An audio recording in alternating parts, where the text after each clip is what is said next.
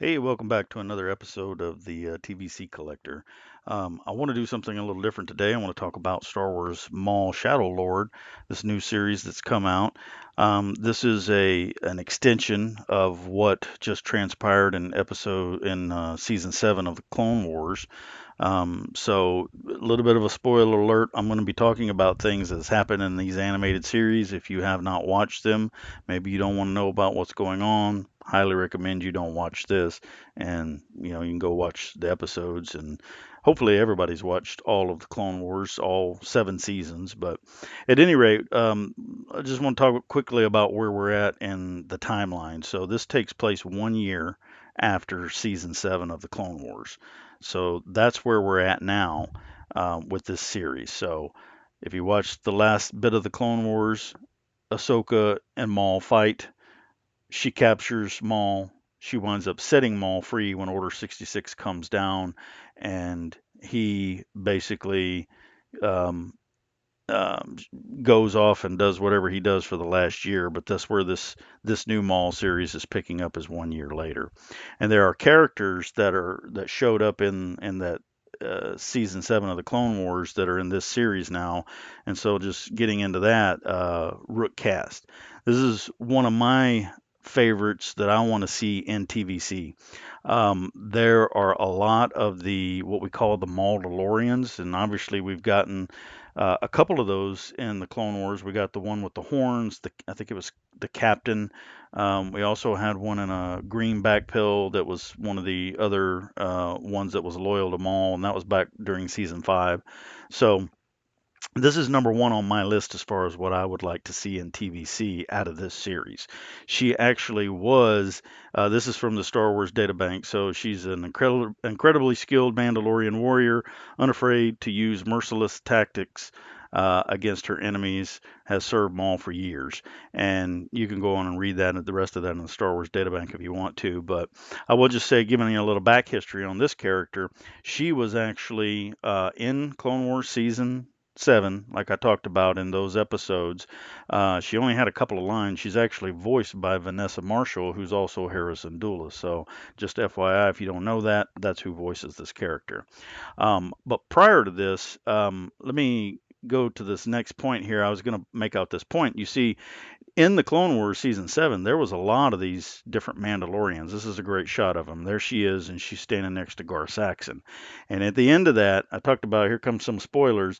At the end of that series, Maul left Saxon and told him to die honorably. So he was calling for reinforcements. So it's a little bit unclear to me as to how he got captured. We already know 15 years later, he winds up in Rebels.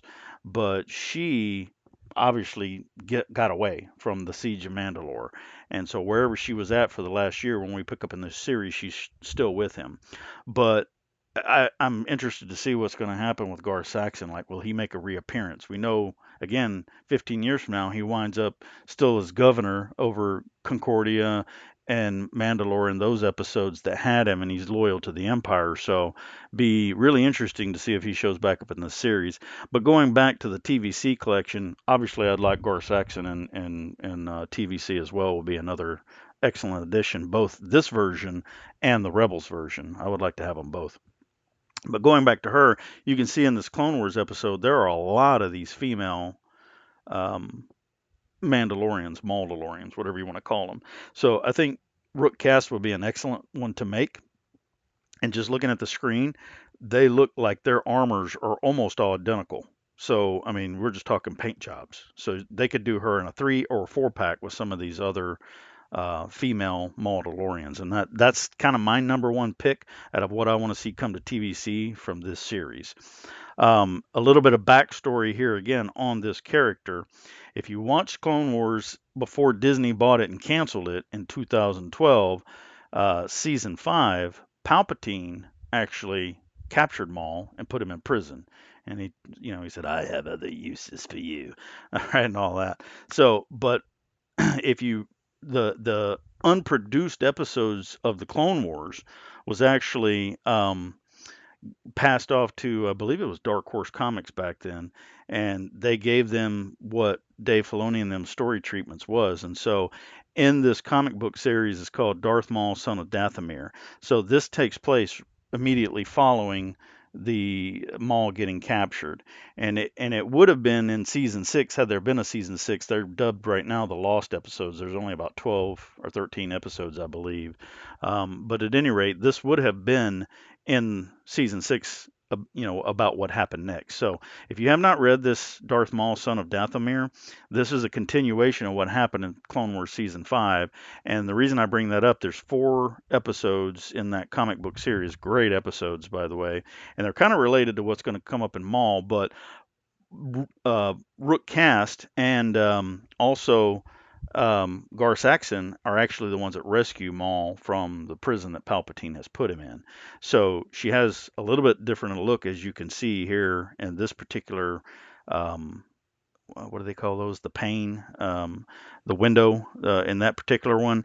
Also, you can see her here as well with there's Gar Saxon in the background behind Maul. So, that's not uncommon as we've seen even with the Mandalorian with Din Djarin and also with Sabine is that during, you know, courses in time, they reshape their armor, they reforge their armor. So I'm okay with the fact that she looks this way. In fact, I think it would be cool to get her looking this way as well, with this look versus how she shows up in the new series. So, at any rate, she's been with him for quite a while since he took over Mandalore, going all the way back to season five.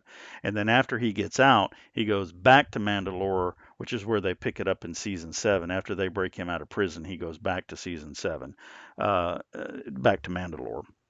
And so here, moving on, this is actually from season seven, I believe, as well. And you can see here again, her armor, her helmet doesn't have the horns on it. It's a little bit different looking, but I really like this character, and I'm interested in this character, and I want to know more about this character, and so I want them to bring her to TVC.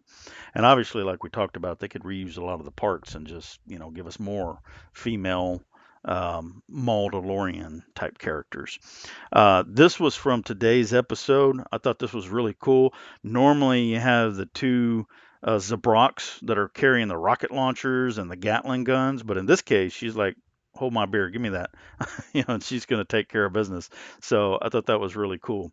But this leads me into my next two that obviously is where I'm going with this. I want these two in TVC is these two Zabrok, and so the first one is Icarus, and if you go to the Star Wars databank here again, you can find all this information.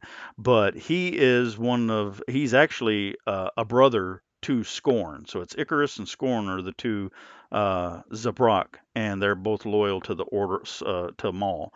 So hired guns, thugs, whatever you want to call them, interesting going back to the Son of Dathomir comic book series.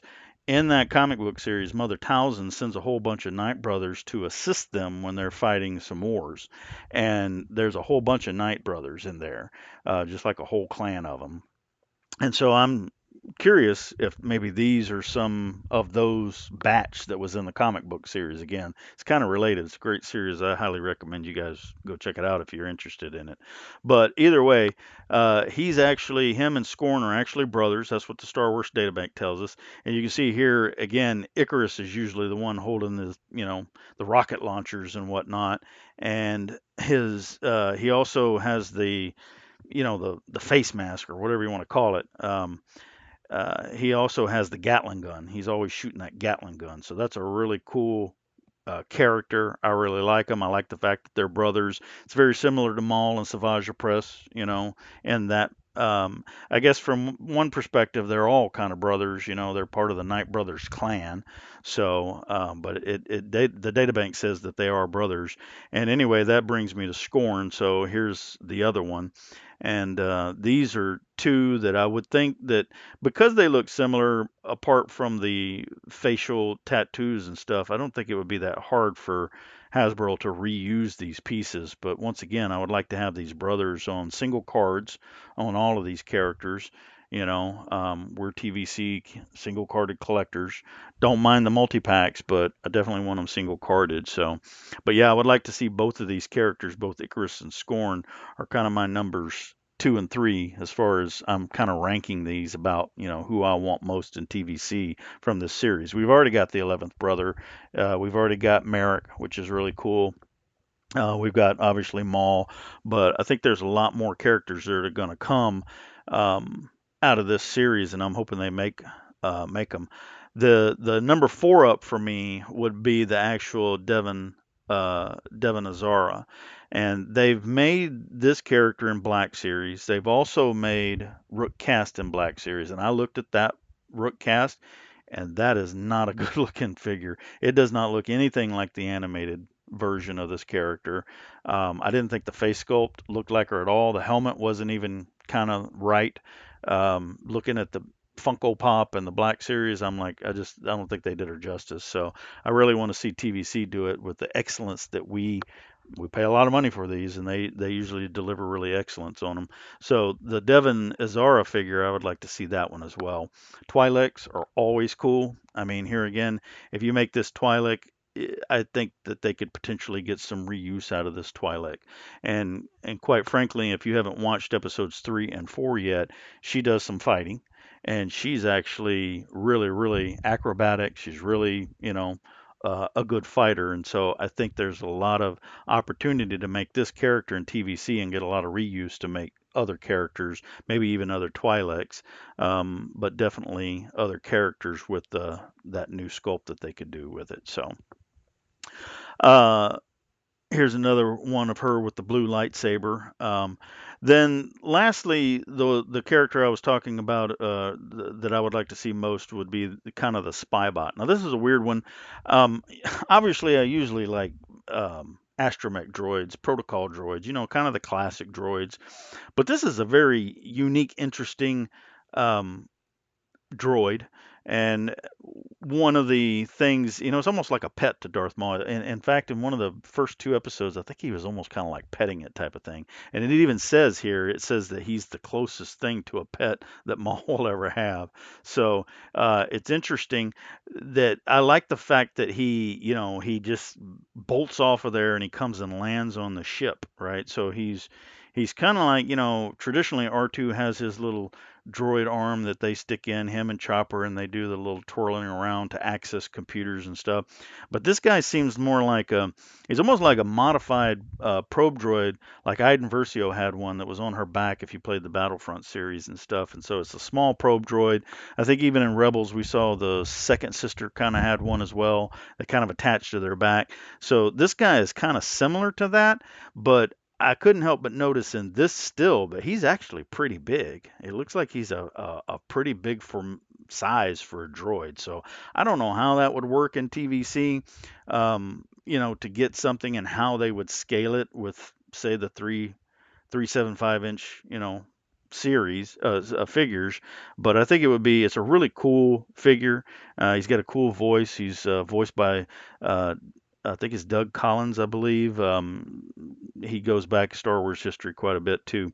But at any rate, that would be my number five. There are a lot of other characters in this series, and I'm sure I want you guys to post in the comments, like which ones do you want to see brought to TVC? The first two, the Vario, I think is a really cool figure, the gangster. The other one was Nicodemus, which is funny. It's actually from the Bible. Nicodemus was a Pharisee in the Bible. He went to Jesus under the cover of night and so on and so forth. But anyway, in the show, I mean, he was obviously a one and done. I think in the very first episode he was killed, right? So Vario kills him. So that one character, I mean, he looked cool, and I thought it would be a cool action figure. But here again, he was so brief. I mean, you talk about limited screen time.